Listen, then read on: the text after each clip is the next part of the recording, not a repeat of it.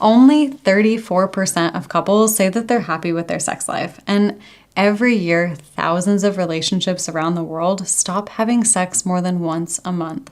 And it's not because they don't love each other, but because the desire that was once impossible to control starts to fade away. And it's no one's fault, but if it doesn't get addressed, it can lead to the end of the relationship.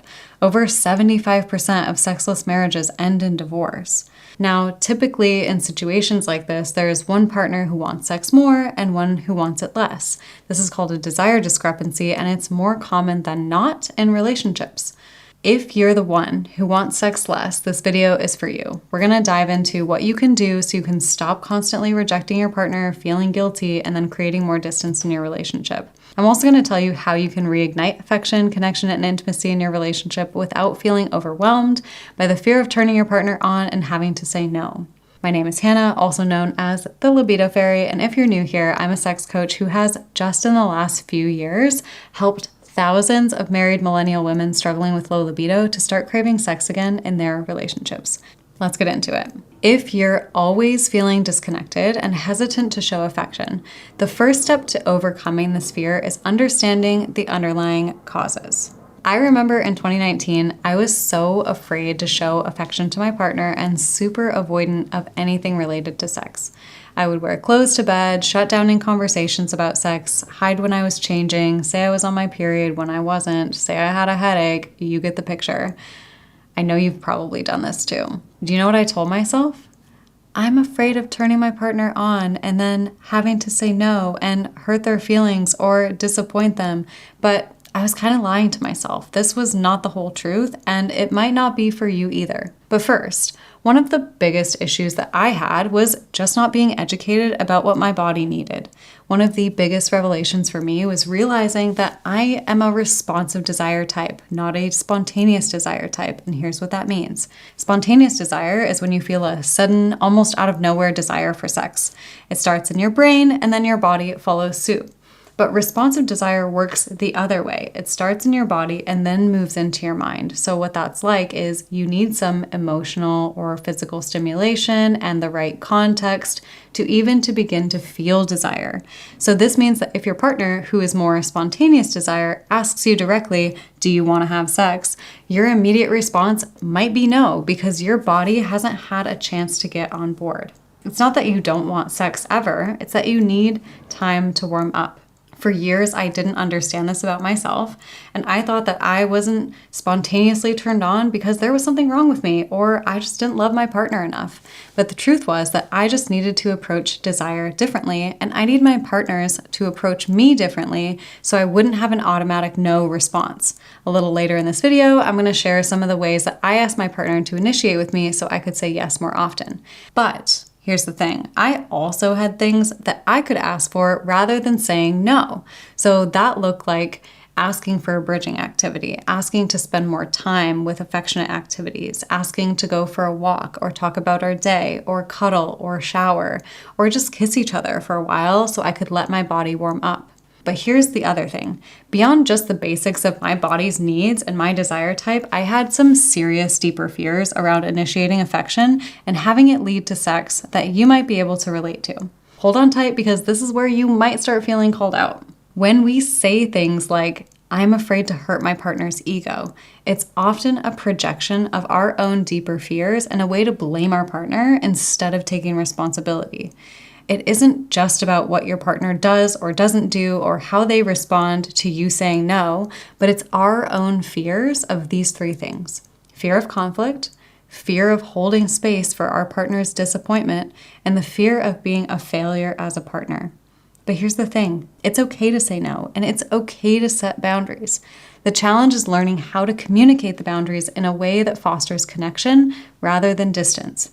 Overcoming these fears and working to have a truly fulfilling sex life and relationship is tough.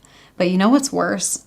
The relationship ending because you were too afraid to be honest, courageous, face your fears, and ask for something to be different. So next, we're going to address how you can start overcoming these challenges. But first, if you've been liking this video so far, give it a thumbs up and subscribe to my channel for more tips on intimacy and relationships. Okay, let's talk about how you can rebuild affection in your relationship with some actionable steps. Number one, you need to redefine initiation. Because if you're saying no because you think that initiation means a commitment to full-on P&V penetrative sex, it's time to redefine what initiation actually looks like. Instead of asking your partner or having your partner ask, do you want to have sex? They can ask something more open-ended like, are you open to becoming turned on? Or would you like to cuddle and take a shower together or hold each other? This makes it easier for you to say yes to intimacy without the pressure of immediately being a yes for P&V sex. This shift helped me so much because once my partner and I started having these types of conversations, it took pressure off of both of us. It allowed us to explore other forms of intimacy without the expectation of sex, and ironically, that often led to more frequent and fulfilling sex. The other thing you can do is create backup activities. So have a bridging activity in mind. So if you're not feeling up for sex when your partner initiates with you, suggest cuddling or giving each other massages or just lying together. This way you're still nurturing the connection, and it might even lead to more sex if you both feel comfortable. Remember, you might have a responsive initiation style. So what that means is you need that warm-up time. What that could look like is if I knew I wasn't available for sex, I would say, I'm not up for that right now, but I'd love to cuddle and just be close to you. It took away that feeling of guilt of saying no, and my partner still felt connected and appreciated. The next thing you can do, which is challenging and so rewarding, is just be honest about what you're available for and not available for. The more you can clearly communicate what you're not up for, it's going to be better for you and your partner. So if you're not available for penetration, just be specific about that. Say, I'm a yes to cuddling, but I'm not available for penetration. This really supports both you and your partner in managing expectations and avoiding later on disappointment. This is key because if you leave things open-ended when you know you're not in the mood, it can create a feeling of guilt or more disappointment for your partner.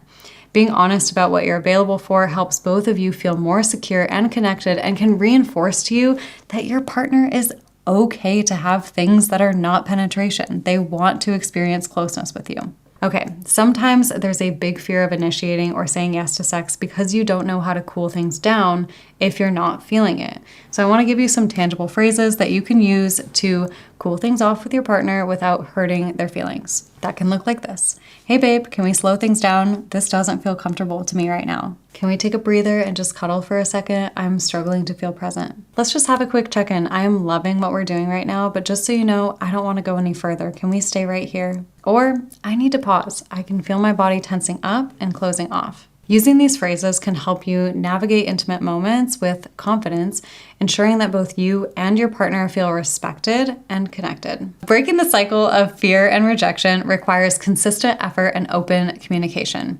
Remember, it's not just about avoiding turning your partner on and then saying no, but about creating a safe place for both you and your partner to express your needs and desires.